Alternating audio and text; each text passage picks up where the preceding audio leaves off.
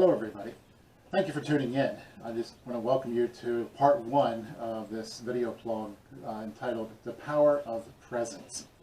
Now, presence is something that we all take for granted. It's not necessarily something that's, shall we say, taught or learned through textbooks or school or whatever. It's just something, even as a college professor, I can't even teach my students the power of presence. However, it is something that has to be experienced. It has to be something that is looked at and developed in your own way, according to your own knowledge, your own experiences, as well as integrating the quality of relationships that you have, starting first with yourself, then with others, and ultimately with your relationship with God. And as these three relationships are blended together, or I should say integrated, the quality and the power of your presence really shines forth. Now, one thing I have to say about the power of presence is it's not about us. It is in a certain way, because it is your presence that you bring to each and every relationship. However, your gifts and graces and your presence are not for you. They are all meant for other people. In fact, if you look at it this way, that perhaps there's others out there who have been praying and begging and seeking quality in relationships. And this power of presence, this presence that is actually very transformative when it is shared with others. But one of the things that we have to take out of the equation in presence, our presence, is ego. Because our ego gets in the way. Our ego wants to say, look at me, look how great job that I'm doing. And that just diminishes our presence in the life of others. Well, I just want to begin with this video just sharing a little bit about myself and how I came to where I am in my life right now. First of all, I just want to say that for the most part, growing up, I was raised in a pretty traditional home, pretty conservative traditional home. But I knew there was always something missing. Just feelings weren't shared that much, and ideas weren't shared, and thoughts weren't shared, unless you agreed with everybody else. And that didn't quite sit well with me. And then everything changed. I went off to college. I believed that I wanted to go to seminary. I did. I graduated. But something happened along the way to seminary that forever changed my life and really brought in the impact of this power of one's presence. And that is, one semester I had to do a supervised ministry as a hospital chaplain trainee. And I remember sitting across the desk of the chaplain supervisor, and it was the initial interview. And I just basically shared with him, I really don't want to be here. I don't like sick people. I don't like pain. I just rather not, but I have to do it. It's part of the requirements to graduate and all that stuff. And the chaplain supervisor, he just smiled and he said, okay, well, thank you for your honesty. And then he reached into his pocket and he pulled out this little beeper that, everybody in the hospital had that number to call the chaplain in times of a crisis or in times of, let's say a patient needed somebody to talk to. And he slid it across the table to me and he said, okay, tell you what, you take this beeper, you answer every call, and you go and you do your best, and at the end of the night we'll sit down and we'll process, we'll talk about your experiences. So I said, okay, sure. Very willingly taking this beeper, not even knowing where this would take me. But I was game. So within the first hour, ironically within the first hour, I was literally thrown into a baptism of fire.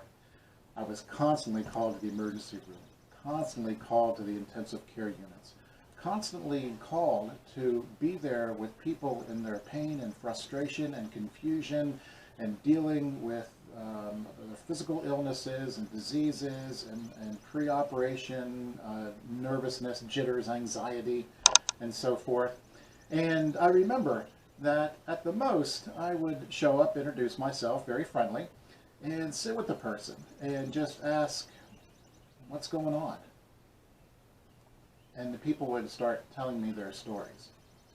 They would share with me their fears, their frustrations, their confusion, their terrors, and so forth, their uncertainties of what in the world is happening to me. And at the most part, I would just offer maybe one or two words, read some scripture to them, and certainly pray with them at the end. And then, if I had the opportunity, in a day or two, check back with them and see how the procedure went, or just how they're doing, and so forth. And I remember about halfway through the semester, I come back to the chaplain supervisor and I slide the little beeper back across the table to him. And I said, I don't know if I'm doing any good. These people are in the throes of their lives, and they're uncertain, they're frightened, they're angry, they're frustrated, they are looking for hope.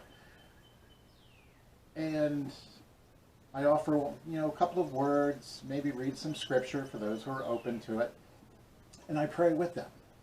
And then I check back in on them within a day or two.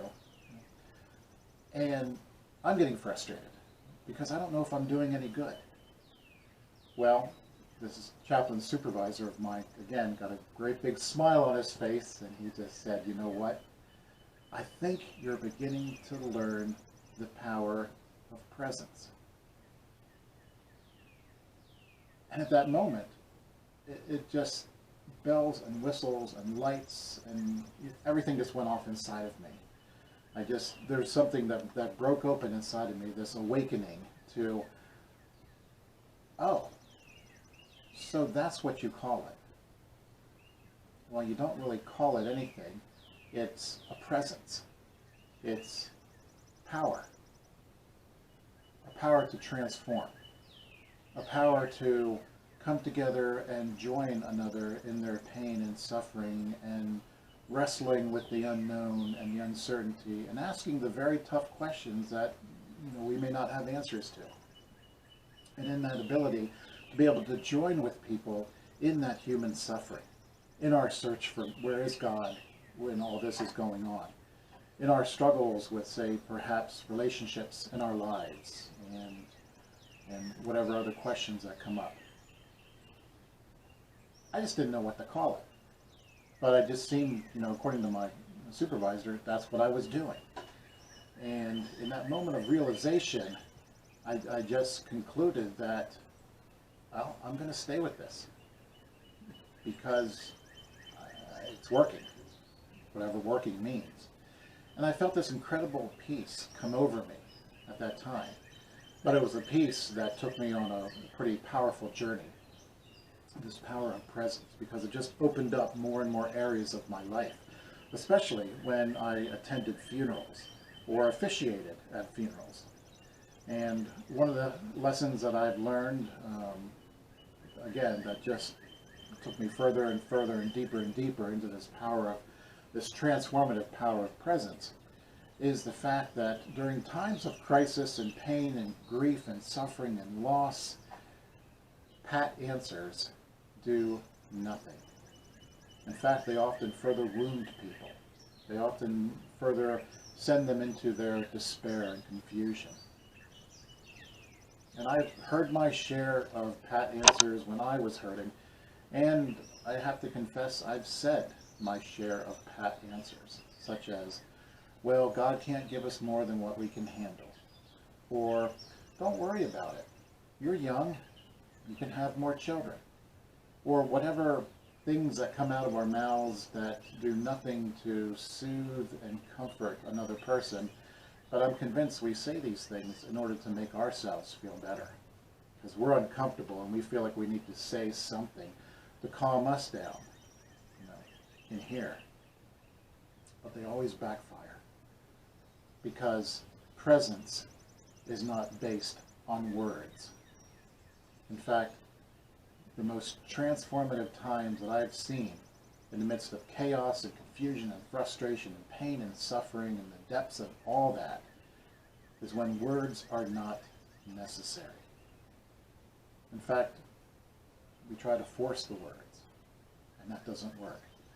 But if we allow our presence, that ability to sit with another in their pain and confusion and suffering, and join them and hold that space for them, to grieve with them, to ask those tough questions, to be there for them. That's healing. That's transformative. Because, you know, the answers may come. They may not. We may know exactly why a loved one died, but that doesn't do anything to bring them back. Or we may know everything there is to know about a medical procedure that we have to undergo, but that doesn't change the fact that we still need the medical procedure.